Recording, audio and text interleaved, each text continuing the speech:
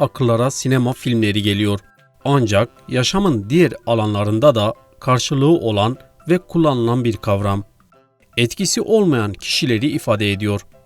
Evet değerli izleyiciler, bu kez figüran kavramını ele alacağız.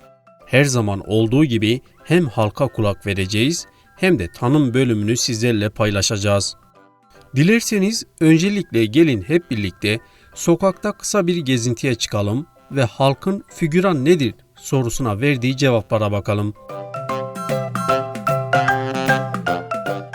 Figüran, bazı başrol oyuncularının aksiyon sahnelerinde başrol oyuncusuna benzeyen birinin yaptığı aksiyon hareketleri, bazı spor akrobatik hareketlerin yapan kişi. Oyuncu demek, yan oyuncu anlamına geliyor. Öyle. Figüran arka planda rolünü gösteren kişiye denir. Yan oyuncu demek. Figüran genelde setlerde arka planlarda oynayan kişilere denir. Figüranı bildiğim kadarıyla filmlerde yoldan geçenler olsun ya da baş karaktere yardımcı olan karakterlere verilen isim diye biliyorum ben. Valla günümüzde figüranlar o kadar çoğaldı ki sahnedeki figüranlara yer kalmadı. Komşuluk, dostluk her şey figüranlık üstüne kurulmuş. Benim düşüncem bu yönde.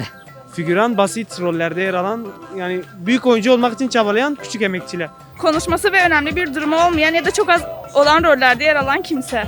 Figüran oyuncu, taklitçi. Budur yani aklıma direkt gelen bu.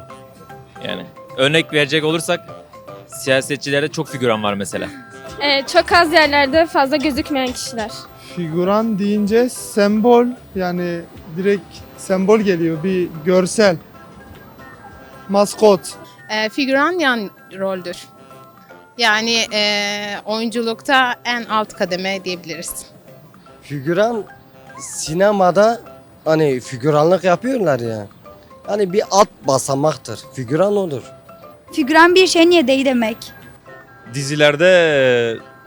Dizilerde sahne alan ek oyuncular diyebiliriz.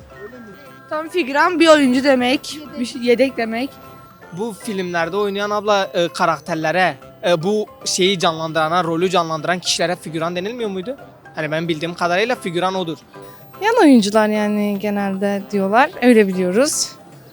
Ki öyle de zaten. Figüran şimdi efendime söyleyeyim, mesela ben başrolüm, bu benim yanımda böyle arkadan geçen arkadaştır. Figüran budur ha. Benim. Figüran benim. Figüran abla, yani benim bildiğim kadarıyla arkada mesela yoldan geçen adam rolünde oynayan.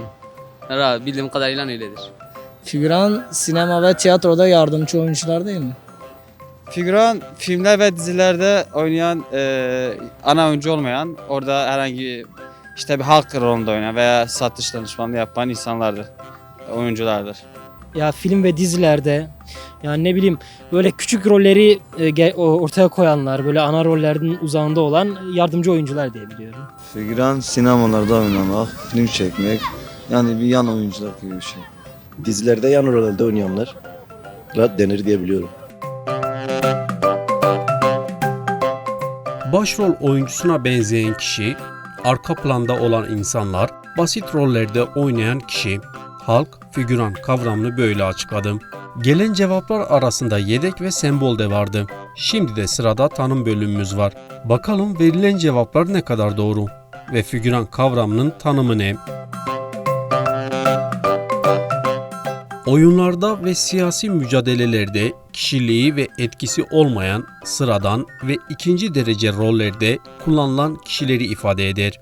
Figüran özellikle sinema filmi çekimlerinde kalabalık insan gerektiren sahnelerde kullanılan ve aktörlükle bir ilişkisi olmayan, filmde kısa süreliğine görülen, çok az ücretle çalışan insandır. Aynı şey siyasette de vardır. Kişilik kazanmamış, işbirlikçi güç ve kesimler siyasi senaryolarda aynı işlevi görebilmektedir.